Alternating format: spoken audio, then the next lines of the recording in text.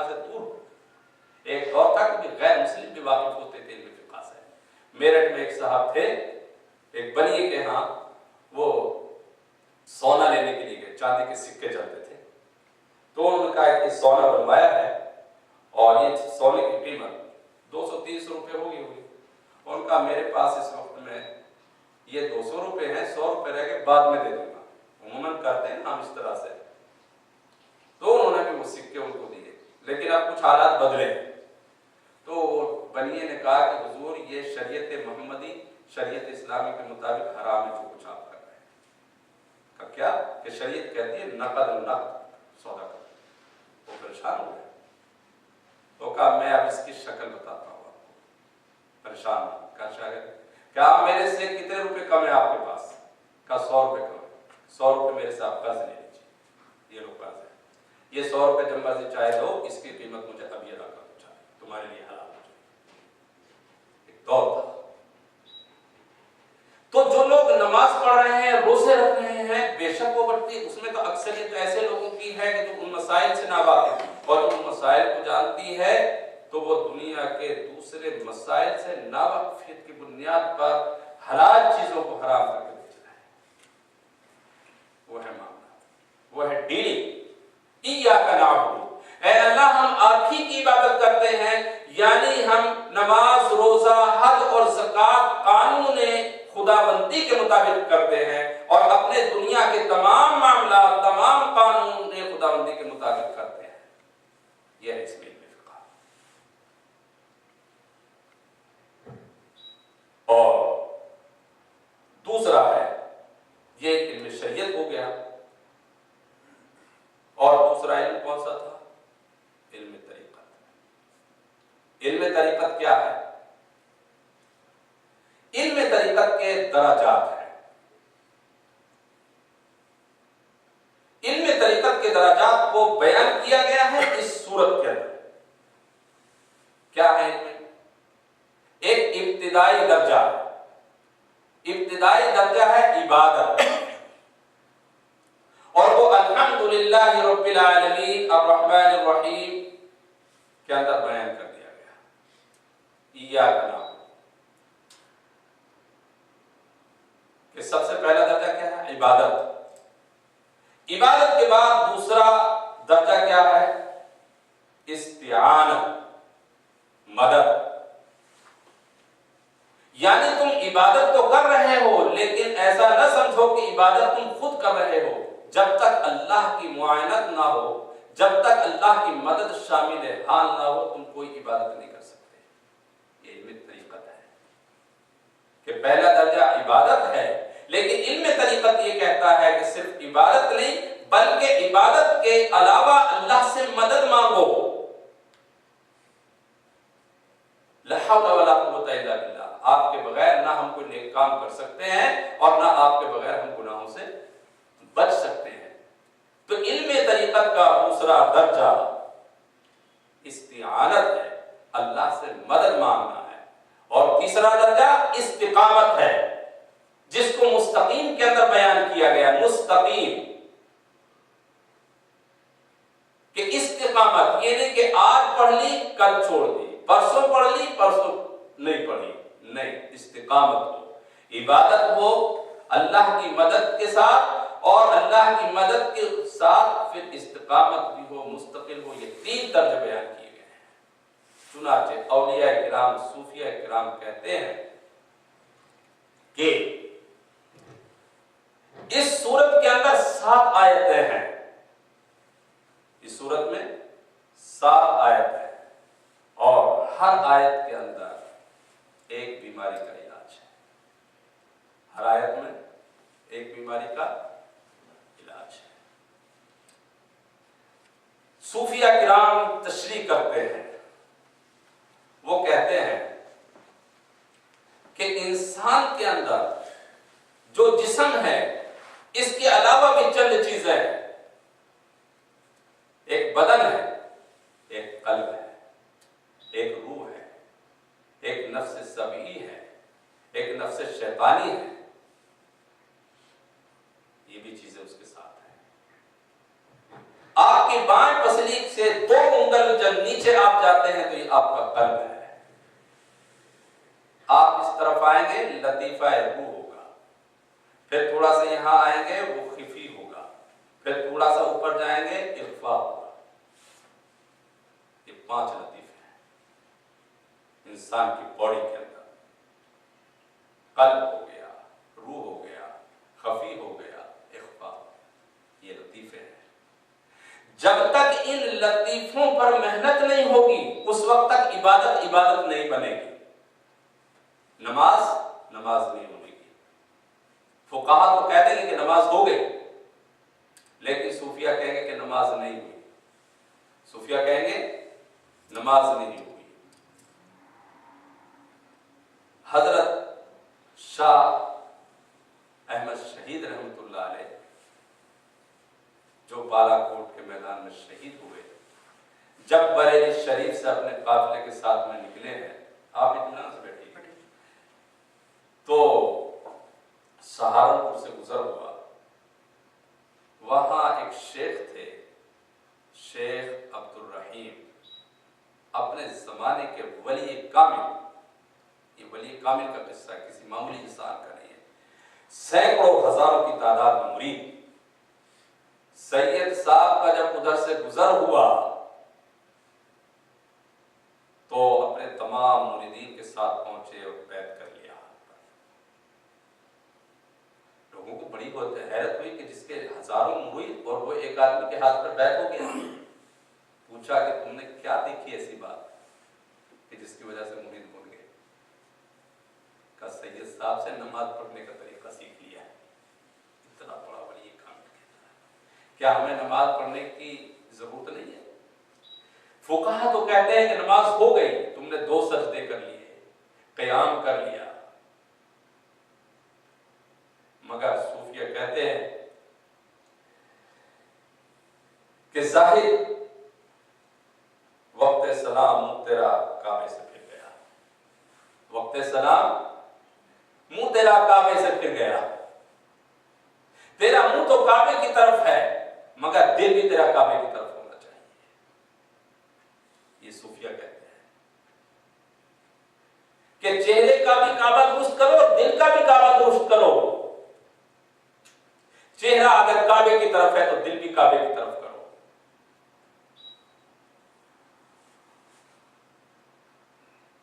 تو کہا نماز پڑھنا تھی کا سید صاحب سے. بہت بڑے عالم تھے مولانا عبدالحی صاحب، اور ان کے دوسرے اور تھے مولانا اسماعیل صاحب. بہت طوطی بولتا تھا، شاہ عبدالعزیز صاحب کے بھتیجے. اللہ اکبر. سید صاحب نے کچھ نہیں پڑھا تھا. سید صاحب نے کچھ نہیں پڑھا تھا، عالم نہیں تھے. مزے کی بات،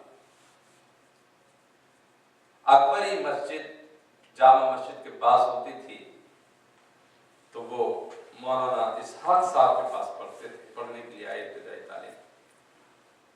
ایک دن شاہ عبدالعزیز صاحب آئے اور کہا بھائی جان یہ صاحبزادے پڑھنے کے لیے آئے مگر ان کے کچھ سمجھ میں نہیں آتا.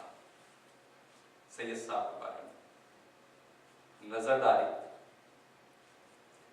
اور کہا کہ اس کو تو مجھے دے دو، یہ یہاں سے نہیں پڑھے گا، یہ کتابوں سے علم نہیں آئے گا اس کو، یہ بغیر کتابوں کے پڑھے گا. چنانچہ لے آئے اور کہا کہ فلاں فوج میں جا کے بھرتی ہو جاؤ، یہ تمہارا علم ہے. جب سید صاحب آئے ہیں تو مولانا عبدالحی صاحب اور مولانا اسماعیل صاحب جن کا علم کا طوطی بولتا تھا، کہنے لگے سید صاحب نماز پڑھنے کا طریقہ بتائے کیا ہے، کیسے پڑھتے ہیں، اور صحابہ نماز کیسے پڑھتے ہیں؟ کوئی جواب نہ دیا. ایک روز بلایا اور کہا کہ میاں مولانا عبدالحی صاحب یہاں آؤ، کہ جاؤ اللہ کے لیے وضو کرو،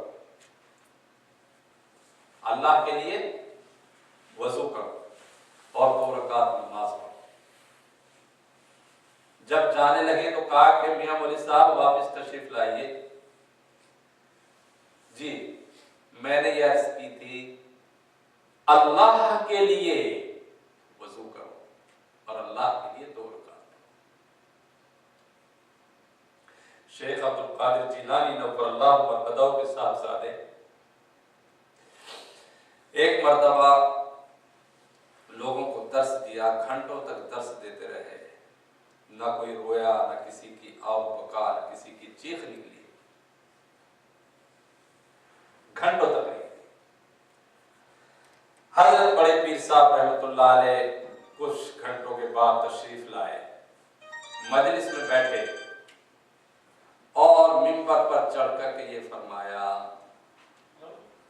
آج رات پیٹ میں درد ہو گیا. کبھی ادھر کروٹ بدلی اور کبھی ادھر کروٹ بدلی، چین نہیں آ سکا، سکون نہیں ملا. اتنا کہنا تھا لوگ تھاڑے مار کر رونے لگے. کسی نے گریبان چاک کیا تو جنگل کو تھا کے آپ کہیں بھاگ گیا. جو بیچتے تھے دوائیں دل وہ دکان اپنی بنا رہے. اب کہاں ہے نظام الدین اولیاء اور کہاں ہے دادا گنج رحمۃ اللہ علیہ. اب ڈھونڈ انہیں رخ زیبا لے کر. یہ تھے وہ لوگ. مقصد کہنے کا یہ تھا شیخ صاحب کا، اتنا بڑا آدمی ہوں تمہاری نظر میں جو عرش پر دیکھ لیتا ہوں کہ کیا لکھا ہوا، لیکن میری کمزوری کا حال یہ ہے کہ میں اپنے درد کی وجہ سے بے چین. یہ قدرت.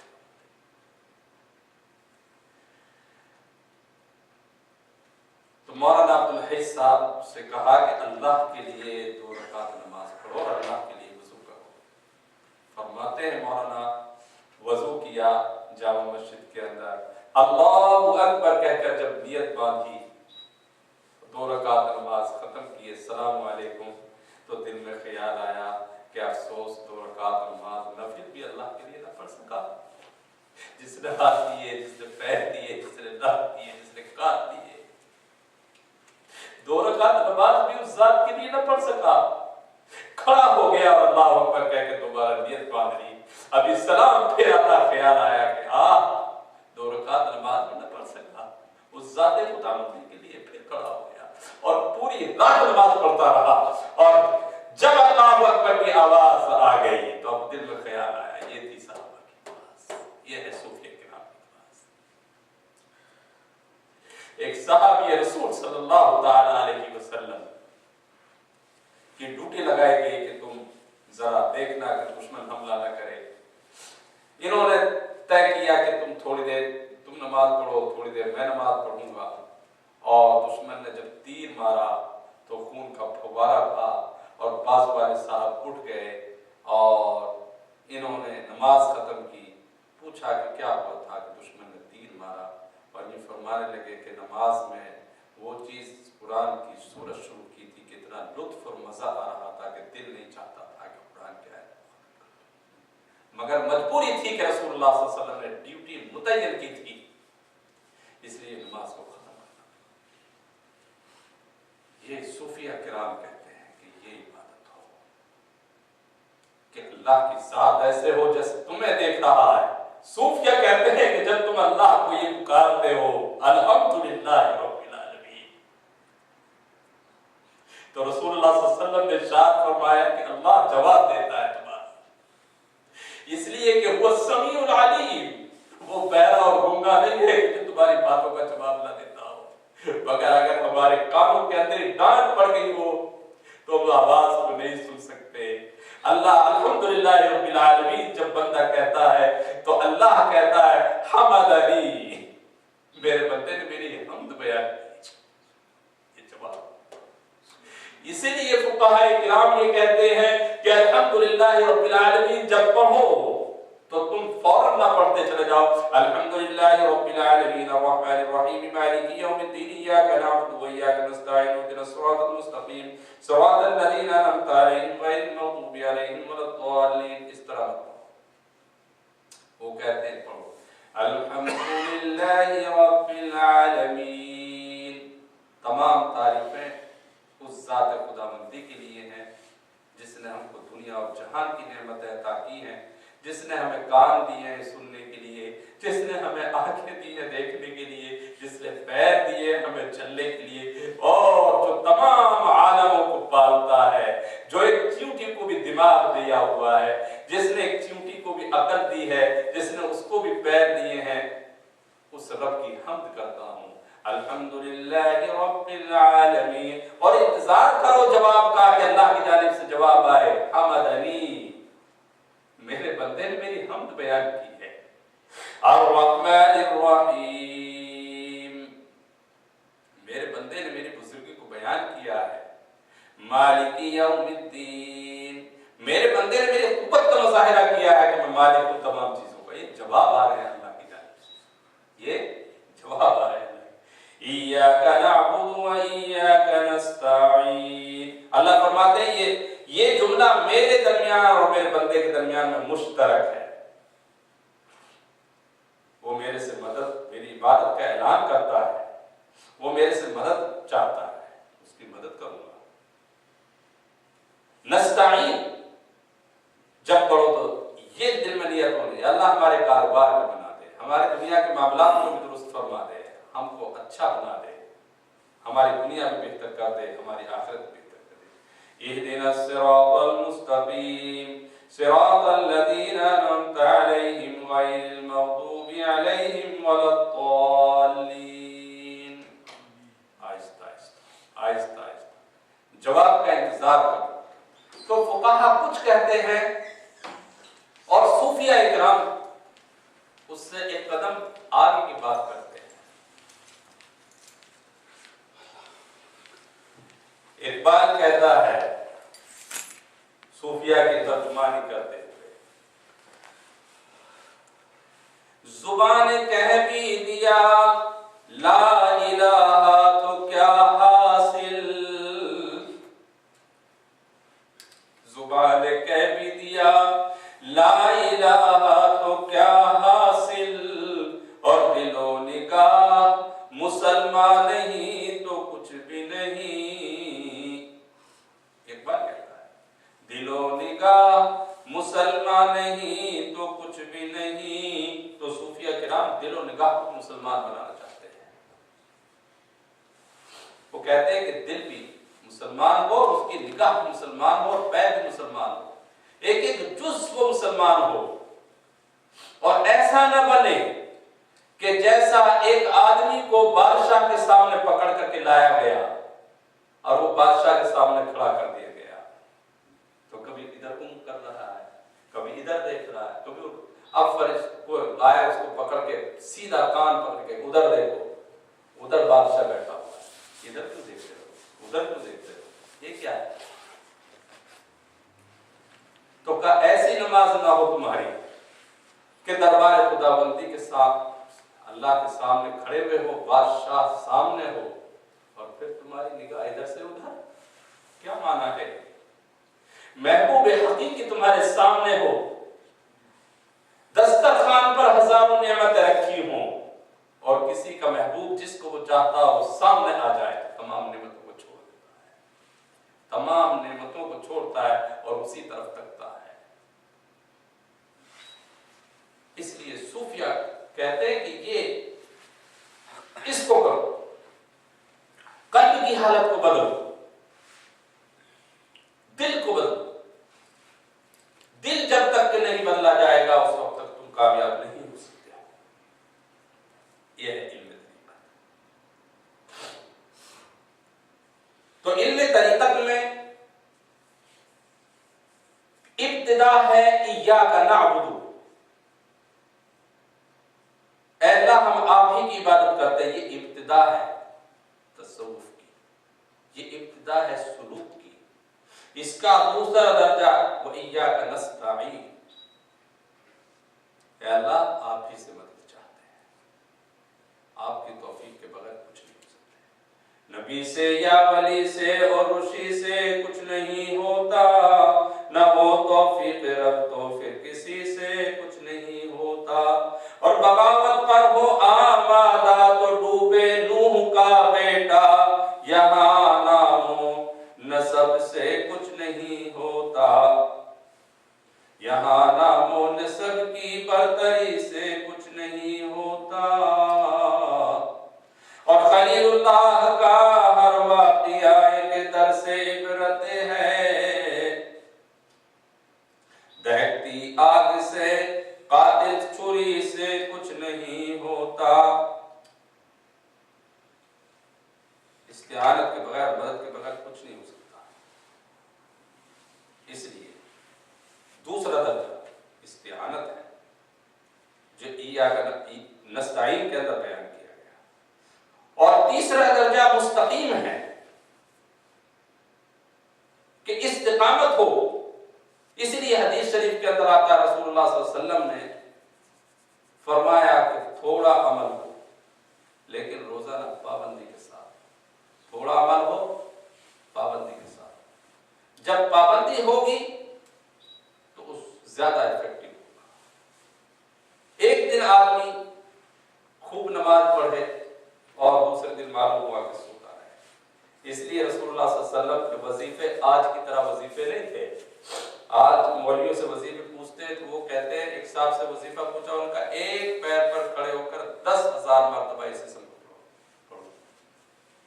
اور رسول اللہ صلی اللہ تعالی علیہ وسلم سے وظیفہ پوچھا، یا رسول اللہ بہت تنگ حال ہوں، پریشان حال ہوں، کچھ فرمائیے۔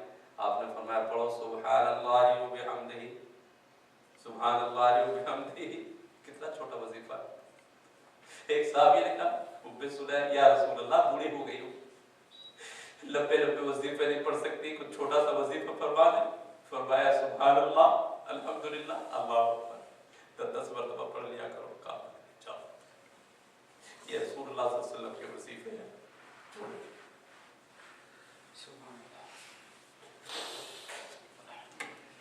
تو یہ استقامت ہو، چاہے عمل تھوڑا ہو لیکن استقامت ہونی چاہیے۔ یہ صوفیہ کرام کہتے ہیں۔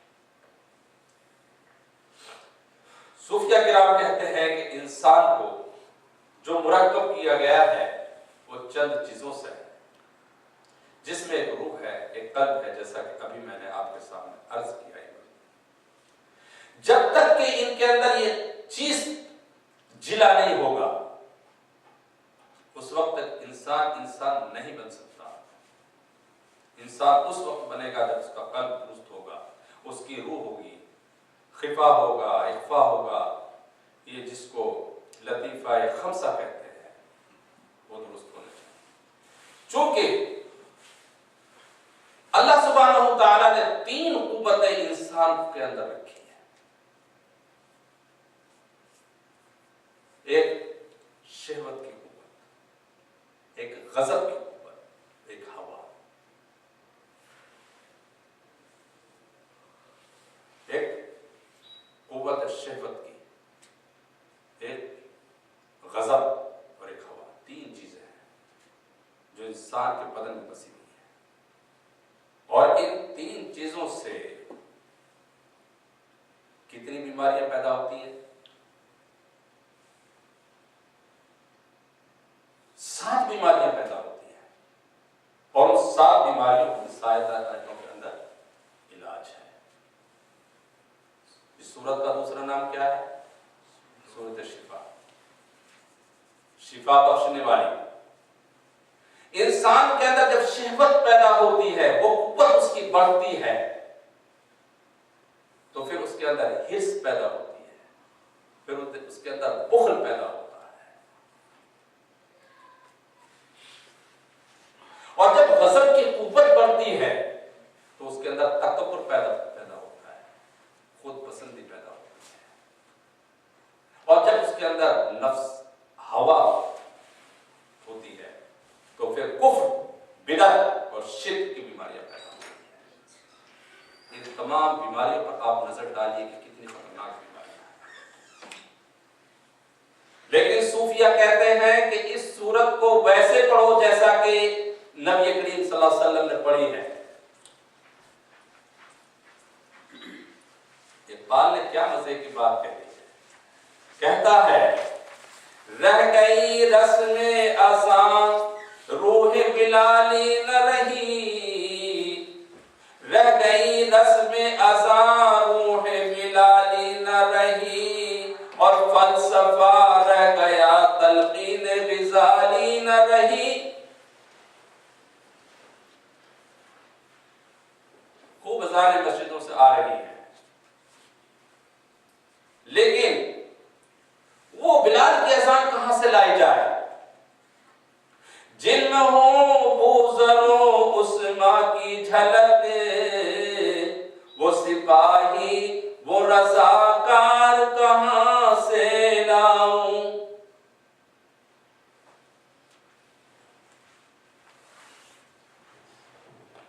میں چاہتا ہوں کہ دیر شاہ صاحب اس موقع پر ذرا کوئی نعت پڑھیں، انشاءاللہ پھر مضمون آخر میں گا کوئی ہم دیکھیں چلنا شاہ جو بھی آپ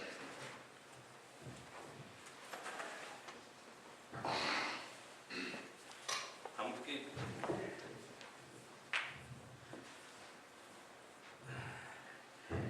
آئے اعلان اقبال کو پڑھ لیتے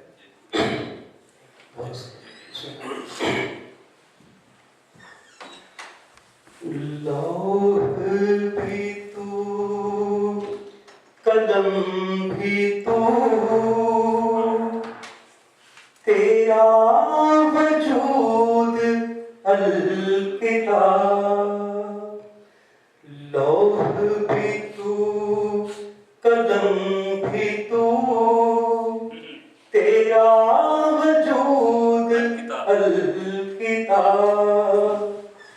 گنبد آبگینہ رنگ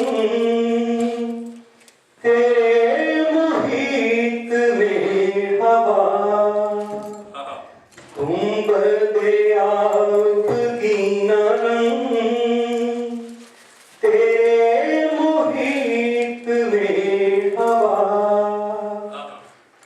عالم و خواب خاک میں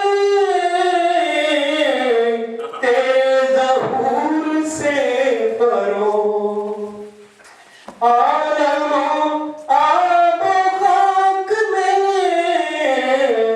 تیرے ظہور سے فرو، ذرائے ریگ کو دیا تو نے تلوح آفتاب، ذرائے ریگ کو دیا تو نے تلوح آفتاب، گنبد آبگینہ رنگ تیرے محیط میں ہوا، شوق تے سنگ سلیم تیرے جمال کی نمو، فکر جنید بایزید تیرا جمال بے لگا، گنبد آبگینہ رنگ تیرے محیط میں ہوا، شوق تیرا گر نہ ہو میری نماز کا ایمان، شوق تیرا گر نہ ہو میری نماز کا ایمان، میرا قیام بھی حجا میرا سجود بھی حجا، میرا قیام بھی حجا میرا سجود بھی حجا، گنبد آبگینہ رنگ تیرے محیط میں ہوا۔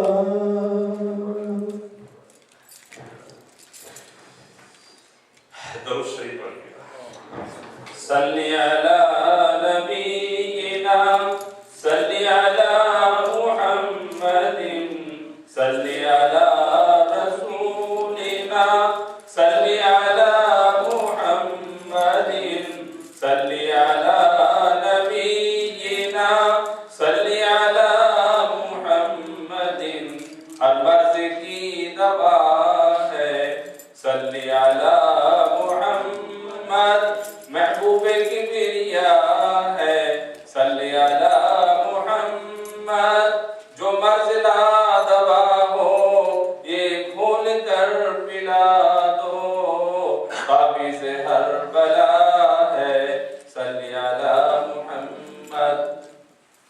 تو میں یہ عرض کر رہا تھا کہ صوفیہ کرام کہتے ہیں کہ انسان کے اندر اللہ سبحانہ و تعالیٰ نے یہ مختلف چیزیں بنائی ہیں اور مختلف چیزوں میں سے ایک شہوانی قوت ہے، ایک غضب کی قوت ہے اور ایک ہوا کی قوت ہے. جب اس کے اندر نفسانی شہوت پیدا ہوتی ہے تو اس کے اندر حرص پیدا ہوتی ہے، اس کے اندر بخل پیدا ہوتا ہے اور پھر اس کے اندر جب غضب کی قوت آتی ہے تو اس میں تکبر پیدا ہوتا ہے، خود پسندی پیدا ہوتی ہے اور جب ہوا کی قوت آتی ہے تو اس کے اندر کفر، ضلالت اور گمراہی پیدا ہوتی ہے. یہ وہ بیماریاں ہیں جو انسان کو کھوکھلا کر کے رکھ دیتی ہیں اور ان کا علاج اللہ سبحانہ و تعالیٰ نے ان 7 آیتوں کے اندر بیان فرمایا ہے. یہ صوفیہ کرام کی تفسیر ہے کہ ایک انسان کے اندر بخل، حرص، تکبر جب پیدا ہوتا ہے اور وہ جب اللہ کے سامنے، چنانچہ آپ غور کیجیے گا بات پر، اللہ مجھے بھی معاف کرے اور آپ کو بھی معاف کرے. میں بھی گناہ گار ہوں، آپ بھی گناہ گار ہیں. میں زبان سے کہہ رہا ہوں مگر کان میرے بھی سنیں. اللہ تعالیٰ اس مجلس سے مجھے بھی توفیق دے، آپ کو بھی توفیق دے. ہم سب بیوی بچوں والے ہیں لیکن ایمانداری سے بتائیے گا اور غور کیجیے گا، جب بیوی سے لڑائی ہوتی تو کیا کہتے ہیں؟ کیا میرے تم پر احسانات نہیں ہیں؟ میں تم کو لا کر کے نہیں کھلاتا ہوں؟ بچوں کو بار بار دانا نہیں دیتے ہیں؟ اتنے بڑے جوان ہو گئے اب تک کھلا کر کما کر نہیں دیتا ہوں؟ نوکر اور امپلائی کو نہیں کہتے کہ تم میرے رزق میں پل رہے ہو؟ یہ وہ بیماریاں ہیں، میں کی پسندیدہ بیماریاں ہیں. کیا میں نے تمہیں گھر میں ٹھکانہ نہیں دیا ہے؟ جب تم امریکہ آئے تھے تو کوئی تمہارا پرسان حال تھا؟ میں نے تمہیں گاڑی لے کر نہیں دی، میں نے تمہیں یہ نہیں کیا، میں نے وہ نہیں کیا. یہ وہ بیماریوں کی وجہ سے یہ چیزیں پیدا ہوتی ہیں. صوفیہ کہتے ہیں کہ پھر اس کو جب اللہ کے سامنے کھڑے ہو تو کہو الحمدللہ رب العالمین. میں نہیں پالتا، میں نہیں پالتا، میں ان کو رزق نہیں دیتا، بلکہ ان کمزوروں کی وجہ سے مجھے رزق دیا جاتا ہے، ان بوڑھوں کی وجہ سے مجھے رزق ملتا ہے، ان بیوی اور بچوں کی وجہ سے مجھے رزق ملتا ہے، میں نہیں لاتا رزق کا. الحمدللہ رب العالمین کہہ اس کو ہر رکعت کے اندر پڑھ، سمجھ کر پڑھ کہ تو کیا پڑھ رہا ہے. صرف کیسٹ کی طرح مت پڑھ. بیوی بچوں کو میں نہیں پالتا، میں احسان نہیں کرتا، میں صرف ایک ذریعہ ہوں. لیکن الحمدللہ رب العالمین تعریف صرف اس باری تعالیٰ کی ہے جس نے مجھے محنت کرنے کے لیے ہاتھ دیے ہیں، جس نے مجھے بولنے کے لیے زبان دی ہے، جس نے مجھے چلنے کے لیے پیر دیے ہیں. ورنہ میں اپاہج بن گیا ہوتا، میں نہ اپنے لیے کما سکتا تھا نہ دوسروں کے لیے کما سکتا تھا. الحمدللہ رب العالمین، الحمدللہ رب العالمین، الرحمن الرحیم. رحم کرو تم اہل زمین پر، خدا ہوگا مہربان عرش بری پر.